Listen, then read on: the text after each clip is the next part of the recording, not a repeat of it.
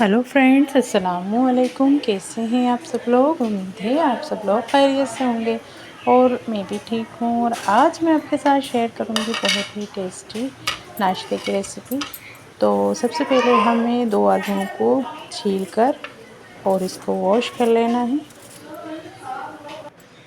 तो आलू को अच्छे से छील लेना है और इसी तरीके की आलू की या फिर कौरमे की, मछली की, जिस किसी की भी रेसिपी अगर आपको देखना है तो आप मेरे चैनल पे जाके ज़रूर विज़िट करें। और नए हैं तो सब्सक्राइब करें, लाइक शेयर करना बिल्कुल भी ना भूलें। तो देखिए इस तरह से आलूओं को हमें छील लेना है। और इनके जो उगा हुआ आलू रहता है, अगर आपको बोना है तो इसको आप गमले में भी उगा सकते हैं, लेकिन थोड़ा मोटा मोटा यहाँ से कट कर लें आप। इस तरह से सारा आलू को छील लिया है हमने।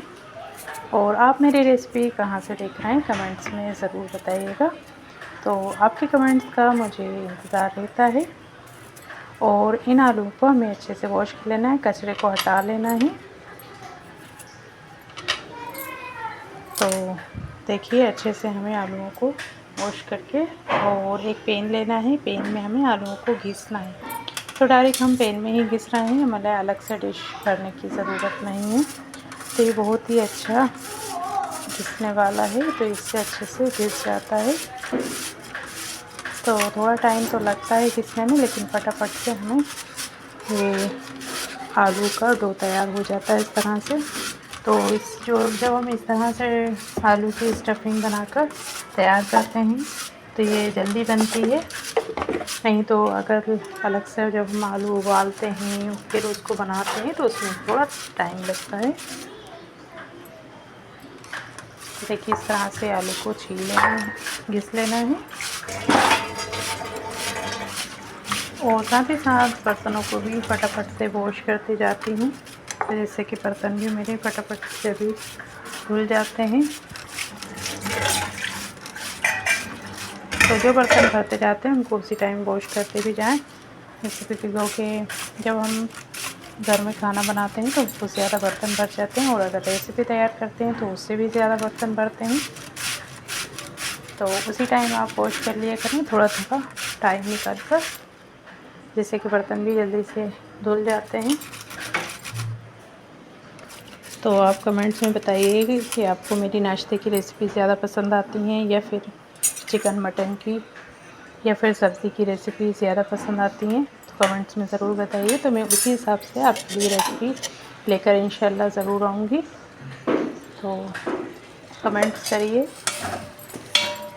तो देखिए अब हम इसमें आलू हमारे अच्छे से घिस चुके हैं, इसमें हमें हल्दी पाउडर शामिल कर लेना और बहुत ही कम तेल में हम इसको बनाकर तैयार करेंगे।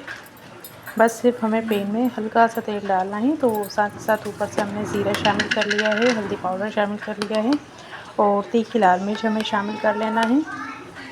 आप चाहें तीखी लाल मिर्च की जगह हरी मिर्च को डाल सकते हैं काट कर, या फिर कूट कर भी डाल सकते हैं।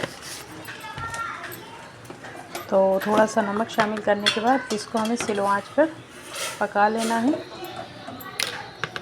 नमक शामिल कर लिया है हमने, स्लो आंच पे हमें इसको पकाना है, धीमी आंच पे।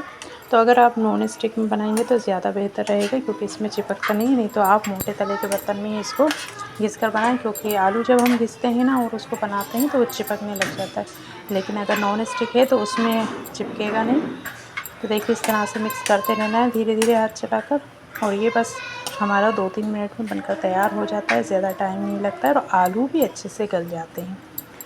तो इस तरह से स्टफिंग बना के आप रात में ही रख लें, अगर सुबह बच्चों के लिए बना रहे हैं तो। अब हमें ले लेना है एक बोल और इसमें डालना है 1 कप मैदा और आधा कप हमें शामिल करना है इसमें बेसन। तो मैदा और बेसन बराबर लिया है हमने, बस थोड़ा जो बेसन है वो थोड़ा कम लिया है और मैदा ज़्यादा लिया है। थोड़ा सा हमने डाल लिया है चुटकी भर इसमें सोडा, थोड़ा सा नमक शामिल कर लेंगे हम। और नमक शामिल करने के बाद अब हम इसमें शामिल करेंगे मलाई। तो ये फ्रेश मलाई है जो दूध पर जमी रहती है, वही मलाई का इस्तेमाल किया है हमने। अब इन सबको अच्छे से मिक्स कर लेना है। तो ये हाथों से अच्छे से मिक्स होगा, चम्मच से नहीं होगा। बस अच्छे से मिक्स करने के बाद हमें इसको गूंद लेना है। तो ये हमें नरम नहीं गूंदना है, टाइट ही गूंदना है आटे को। तो पहले अच्छे से मिक्स कर लें और थोड़ा सा पानी डालकर हमें गूंद लेना है इसको, और इसका एक डो के शेप में तैयार कर लेना है। तो इस तरह से मिक्स करके देखना है कि हमारा अच्छे से मोइन तैयार हो गया है। तो इसके अगर हम इस तरह से पकड़ के देखते हैं, अगर हथेली में ये इकट्ठा होता है तो ये बहुत ही अच्छा परफेक्ट नाश्ता बनता है। आप चाहे कोई भी नाश्ता बनाएं, चाहे कचौरी का बनाएं, समोसा का बनाएं, तो उसको ज़रूर हथेली में इकट्ठा कर कर देखें। तो देखिए इस तरह से बस थोड़ा ही पानी शामिल करना है, हमें ज़्यादा पानी शामिल नहीं करना, बस इतने ही पानी में हमें इसको गूंद लेना है। करीब हमने एक छोटा टीस्पून के करीब पानी शामिल करा है, ज़्यादा शामिल नहीं करा है।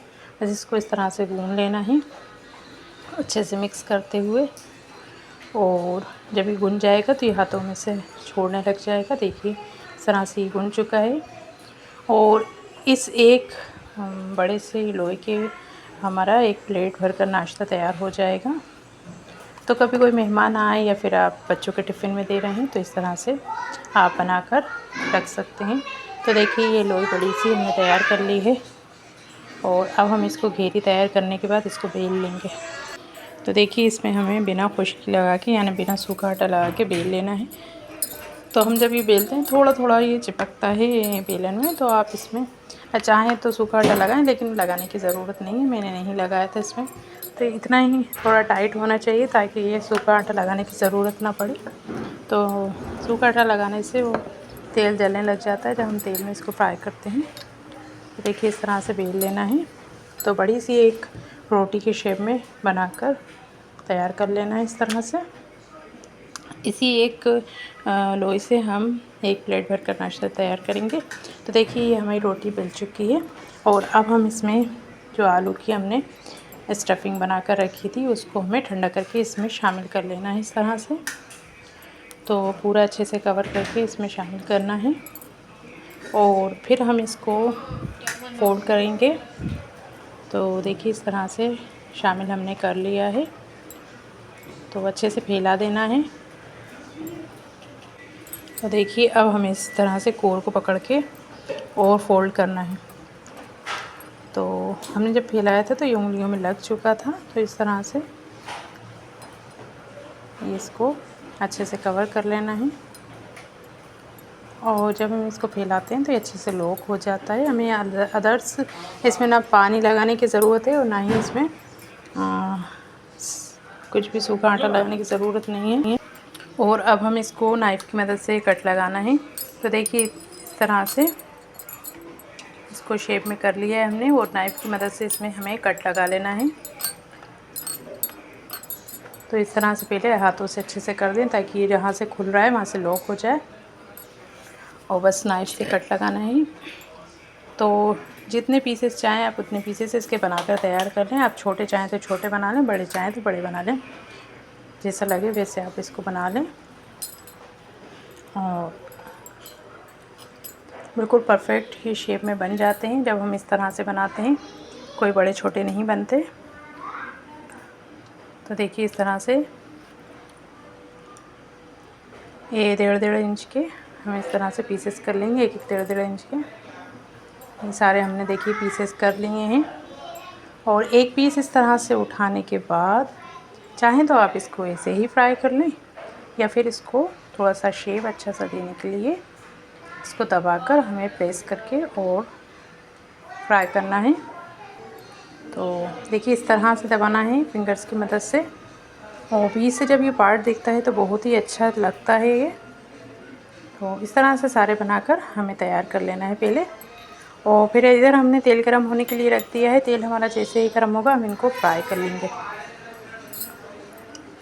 तो सारे पीसेस इस तरह से हमें तैयार कर लेना है। तो बहुत ही टेस्टी ये नाश्ता बनकर तैयार होता है। तो आप इस नाश्ते को एक बार ज़रूर ट्राई करें, इंशाल्लाह मेरी गारंटी है कि आपको बहुत ज़्यादा पसंद आने वाला है ये नाश्ता। देखिए ये दबाते हमें सारे बना लेना है। देखिए कितना अच्छा इसमें शेप आया है। तो सारे ही बनकर हमारे तैयार हो चुके हैं। 6 से 7 पीस बनाए हैं हमने। और देखिए बिल्कुल कम तेल में हमने फ्राई करना है, सिर्फ हमने 1 चम्मच तेल में इनको फ्राई करना है। और बहुत ही क्रिस्पी ये बनकर तैयार हुए थे। तो इनको जितने एक बार में आए या तो एक बार में पूरे ही आ जाएंगे। अगर एक बार में आपको पूरे नहीं आ रहे हैं तो आप दूसरी बार में इसमें डाल लें। जब हमारे एक साइड से फ्राई हो जाते हैं तो ये जगह हो जाती है इसमें, तो फिर हम इसको और भी डालकर फ्राई कर सकते हैं।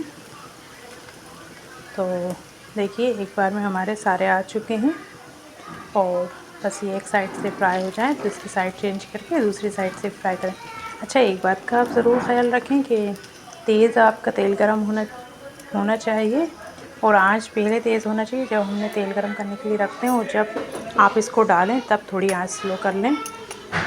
तो देखिए एक साइड से फ्राई हो चुके हैं, तो थोड़ी स्लो आंच कर ली थी हमने, जिससे एक साइड से फ्राई हो चुके। देखिए कितने क्रिस्पी बनकर तैयार हुए हैं।